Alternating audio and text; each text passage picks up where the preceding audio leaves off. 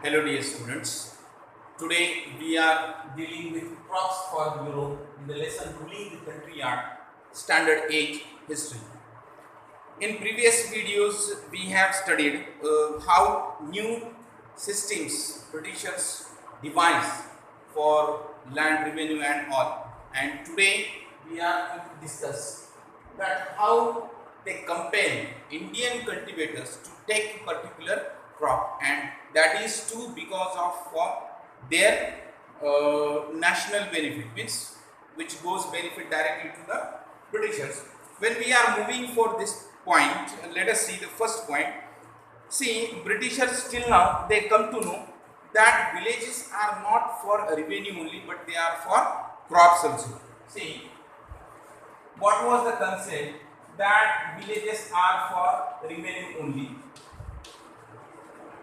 but they also give you crops where economy was depend. And by the late of 18th century, the company was trying its best to expand the cultivation of opium and indigo. See, company tried, okay, opium and indigo, cultivation of opium and indigo by the end of 18th century. Then there were some particular regions in India which Britishers decided which crop they have to take. For example,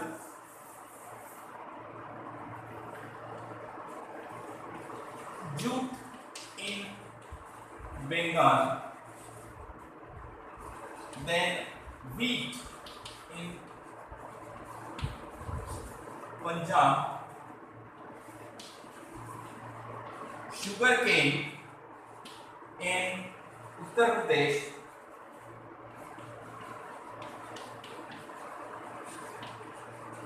okay, tea in Assam,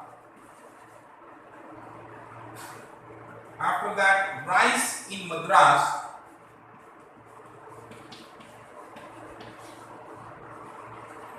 and cotton in Maharashtra and Punjab. Cotton in Maharashtra and Punjab. See, these were some crops which were decided to cultivate in particular area of the India. Jute decided in Bengal, wheat Punjab, means wheat. See, it was compulsion for these type of crops, but how they divided it, where the atmosphere is suitable for that particular crop, according to that only they did. Take down these points and we will continue.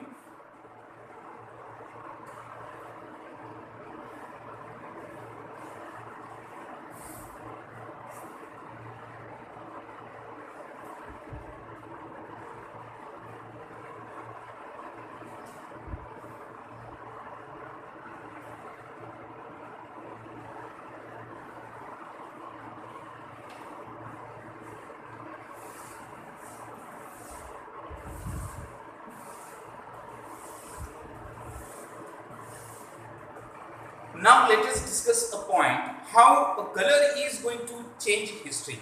How color can dominate a particular history. On page number 30 of your textbook, there are two images, figure number 5 and figure number 6. Both the figures, okay, they are showing use of blue color, how it was in England and how it was in India. And this blue color, now see, blue color commonly called indigo. What is the meaning of indigo? Blue color, okay. A common name it was given what? Indigo. Blue color was titled as indigo. The blue the blue that you see in these prints was produced from plant called indigo, and it was produced from plant. Okay, it was produced from plant that is called as indigo. It is likely that blue dye used in Morris Prints in 19th century Britain was manufactured from indigo plants cultivated in India. For India was the biggest supplier of indigo in that time. And figure 6 means which we have on page number 30. There the color which was used, blue color, it was prepared from the Indian indigo, because that time India was the biggest country in the world to supply this indigo color. Now let us see the next point, why the demand for Indian indigo.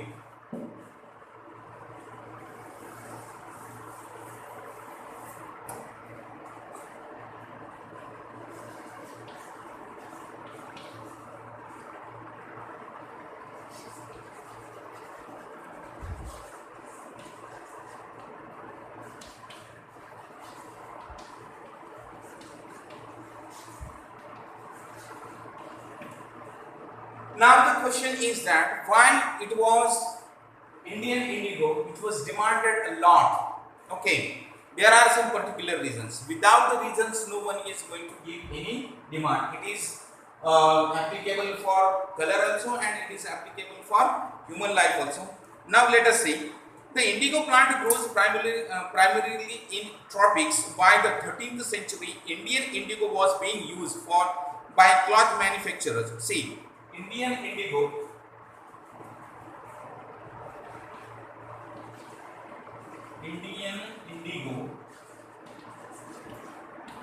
this was used in the countries. Which countries? First Italy,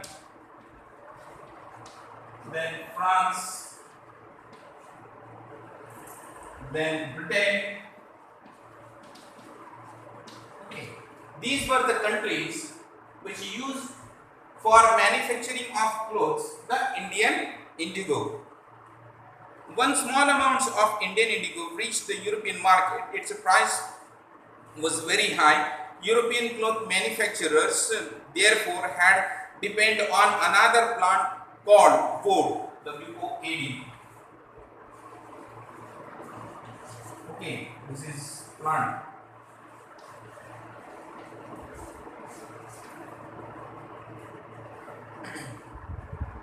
Another plant or wood, and this plant, see, this plant depend on another plant called wood to make violet and blue dyes. See, which dyes? The first one V-I-O-L-E-T, and second one it was blue. Okay.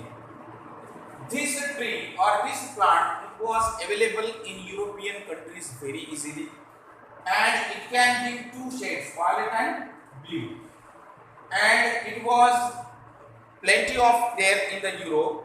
So maximum European countries started to use this wood instead of Indian indigo, and two reasons were there.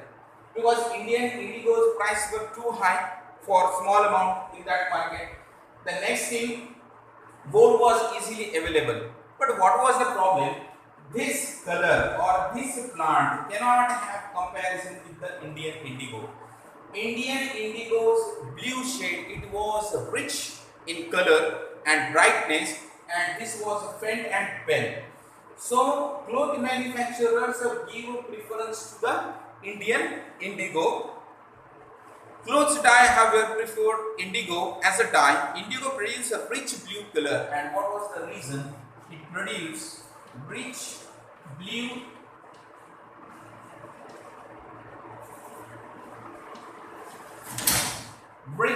color. Okay, because of that, Indian indigo was having a lot of demand. By the end of 18th century, the demand for Indian indigo grew further. Britain began to industrialize, and its cotton production expanded dramatically. Again, what are the reasons? After industrial revolution in Britain, manufacturing of cloth increased dramatically, and for that they required more and more indigo, and for bright color they required Indian indigo, and that was the reason the Britishers or the people who were doing this business, they give preference to the Indian indigo instead of wood. Between 1783 to 1789, the production of indigo in the world fell by half. Cloth dyers in Britain now desperately look for new sources of indigo supply. Another reason is that between 1783 to 1789, production of indigo fell by half at world level, and that was the reason European countries started to search new area where indigo available for them. Now Britain turns to India. What was the reason that Britain turned to India? You take down these points, we will continue.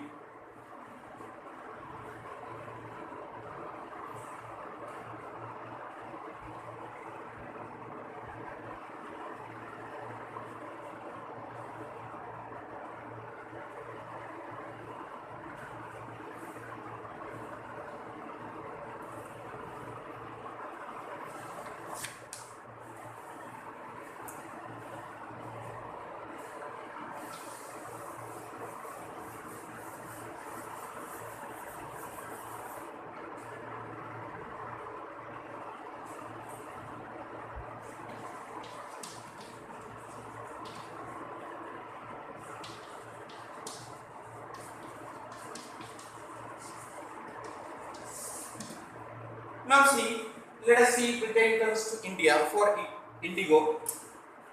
Main reason was that India was under control of Britain, first thing. Second thing, India was big supplier of indigo color. So Britishers thought that they could make it available very simply and very easily from India. Now let us see what are the points.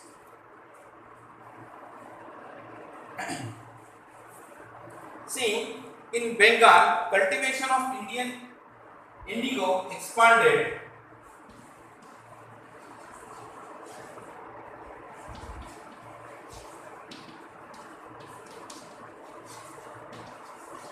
Cultivation of Indian indigo expanded, and how it expanded, let us see.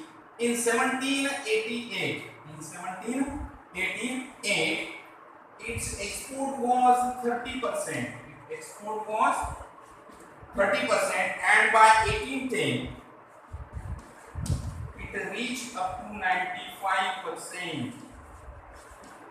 Means in 1788 the export of Indian indigo from Bengal, it was 30%, and in 1810 it was reached up to 95%. So here you can have idea how the business of Indian indigo flourished. As the indigo trade grew, commercial agents and officials of the company began investing in indigo production. And see, when the business flourished, the employees of the company, they paid attention to the increase in the business.